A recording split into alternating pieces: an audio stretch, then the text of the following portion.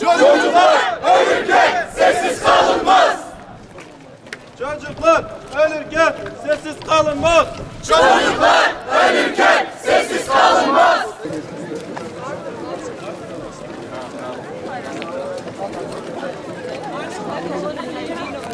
Kahrolsun İsrail! Kahrolsun İsrail! Kahrolsun İsrail! Kahrolsun İsrail! Çocuklar ölürken sessiz kalınmaz. Çocuklar ölürken sessiz kalınmaz. Sağlıkçılar öldürülmez, yaşatır. Sağlıkçılar öldürülmez, yaşatır.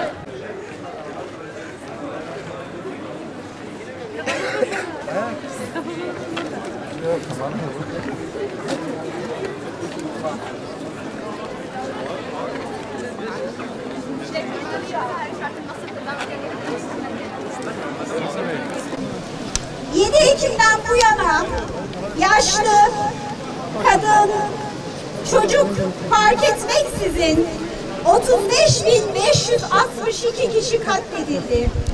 Yaralı sayısı ise 80.000'i geçmiş durumda. Soykırımdan başka hiçbir kelimeyle anlatılmayacak insanlık dramı bütün dünyanın gözü önünde devam ediyor.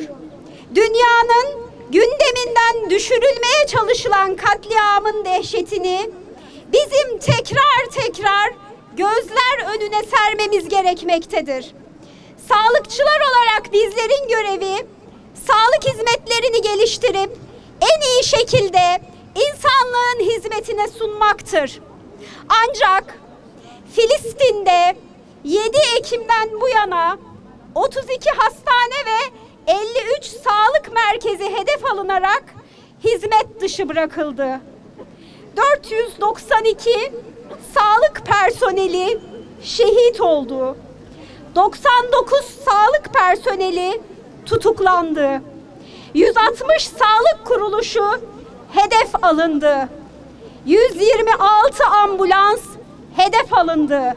Sağlık hukukunda yardıma muhtaç düşman askerlerine dahi yardım etmekle mükellef sağlıkçıları gözünü kırpmadan hedef alan utanç tablosuyla karşı karşıyayız.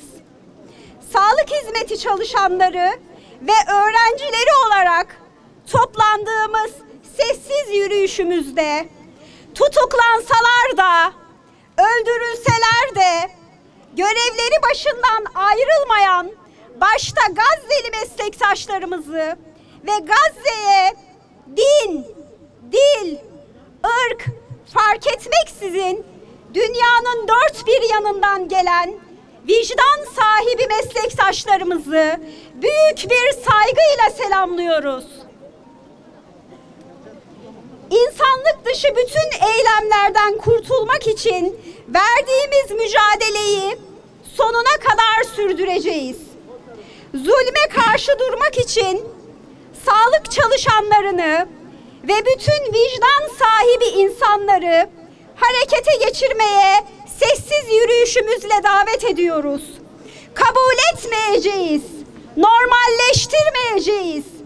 Sabır ve azimle zulme karşı duranlardan olacağız. Tekbir! Allahu Ekber! Tekbir! Allahu Ekber! Bir inanca mensup olmaksızın karşı çıkmak için sadece insan olmanın yeterli olduğu bir katliamla karşı karşıyayız. Savaş diyemiyoruz. Savaş iki ordu arasında yapılır. Burada iki ordu yok.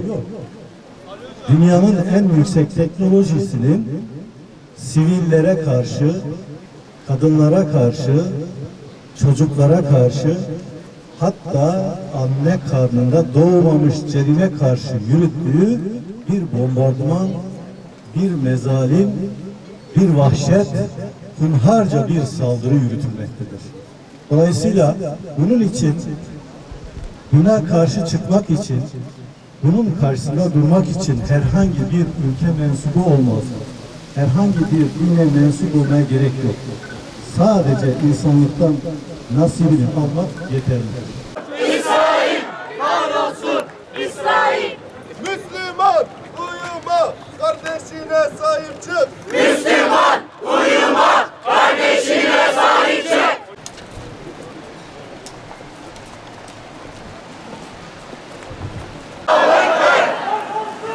İsrail kahrolsun!